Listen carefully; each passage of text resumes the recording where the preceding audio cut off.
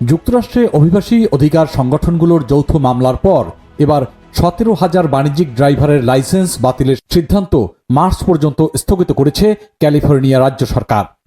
সরকারের পক্ষ থেকে বলা হয়েছে, এই সময়ের মধ্যে তারা নিশ্চিত করবে যে যেসব ট্রাক ও বাস চালক আইনগতভাবে লাইসেন্স পাওয়ার যোগ্য তাদের অন্যায়ভাবে ক্ষতিগ্রস্ত না হতে হয়। এই স্থগিতাদেশের পেছনে রয়েছে ফেডারেল সরকারের সরাসরি চাপ। মার্কিন পরিবহন মন্ত্রী শন ডাফি সতর্ক করে বলেছেন, ক্যালিফোর্নিয়ায় যদি 5 জানুয়ারির মধ্যে লাইসেন্স বাতিলের কাজ সম্পন্ন না করে তাহলে তারা $17 কোটি ফেডারেল তহবিল হারাবে। ডাফি এরই মধ্যে $4 কোটি অর্থ সহায়তা আটকে রেখেছেন, কারণ তার দাবি ক্যালিফোর্নিয়া ইংরেজি ভাষাজ্ঞান যাচাইয়ের নিয়ম মানছে না। ফলে অনেক অভিবাসী চালক আইনি অনুমোদন ছাড়াই বাণিজ্যিক লাইসেন্স পাচ্ছেন। মার্কিন পরিবহন বিভাগের এক অডিট প্রতিবেদনে দেখা গেছে, অনেক অভিবাসীর লাইসেন্স তাদের ভিসা মেয়াদ শেষ হওয়ার পরও সক্রিয় ছিল। আবার কিছু ক্ষেত্রে চালকের অভিবাসন স্থিতি যাচাইয়ের রেকর্ড পাওয়া যায়নি।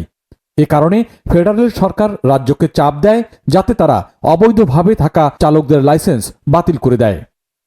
ডাফি তার সামাজিক যোগাযোগ মাধ্যম এক্স অ্যাকাউন্টে লিখেছেন, ক্যালিফোর্নিয়ার জন্য বড় কোনো ছাড় নেই। তারা আইন ভাঙছে এবং আমেরিকানদের জীবন ঝুঁকিতে ফেলছে। তবে ক্যালিফোর্নিয়ার department of motor vehicles DMV এর পরিচালক স্টিভ গর্ডন বলেছেন, বাণিজ্যিক চালকরা আমাদের অর্থনীতির হৃদয়। তাদের ছাড়া সরবরাহ ব্যবস্থা ও পরিবহন চলবে না। আমরা এমন সমাধান চাই যাতে বৈধ চালকরা চাকরি না হারান। এদিকে রাজ্য সরকারের পক্ষ থেকে জানানো হয়েছে, তারা এরই মধ্যে ফেডারেল নির্দেশনা মেনে সংস্কারমূলক পদক্ষেপ নিয়েছে এবং পরিবহন বিভাগকে তা এরই মধ্যে জানানো হয়েছে। এদিকে ক্যালিফোর্নিয়ার অভিবাসী ট্রাক চালকদের পক্ষে ক্লাস অ্যাকশন মামলা করেছে হি শিখ কোয়ালিশন এবং এশিয়ান ল ককাস নামের দুটি সংগঠন।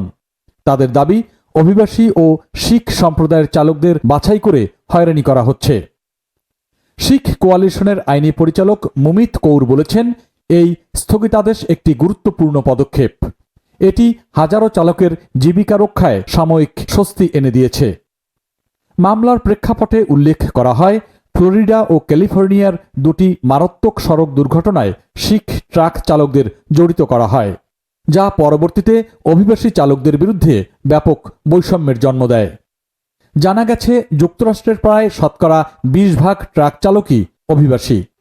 তবে তাদের হাতে থাকা নন ডোমিসাইলড লাইসেন্স কেবল মোট বাণিজ্যিক লাইসেন্সের 5% বা প্রায় 2 লাখ চালককে অন্তর্ভুক্ত করে। পরিবহন দপ্তর সম্প্রতি এমন একটি প্রস্তাব দেয় যাতে মার্কিন অনাগরিকদের জন্য লাইসেন্স পাওয়ার সুযোগ সীমিত করা হয়। তবে আদালত সেই প্রস্তাব স্থগিত রেখেছে। অন্যদিকে ফেডারেল সরকারের এই উদ্যোগকে সমর্থন করেছে বেশ কিছু ট্র্যাকিং ব্যবসায়িক সংগঠন। তাদের মতে, যেসব চালক ইংরেজি জানেন না বা বৈধ অনুমোদন নেই তাদের রাস্তায় থাকা বিপজ্জনক। তবে মানবাধিকার সংগঠনগুলো বলছে, এভাবে পুরো অভিবাসী জনগোষ্ঠীকে অপরাধীর চোখে দেখা অন্যায়। এই মামলা যুক্তরাষ্ট্রে অভিবাসন ও পেশাগত অধিকার সংক্রান্ত এক নতুন বিতর্কের সূচনা করেছে।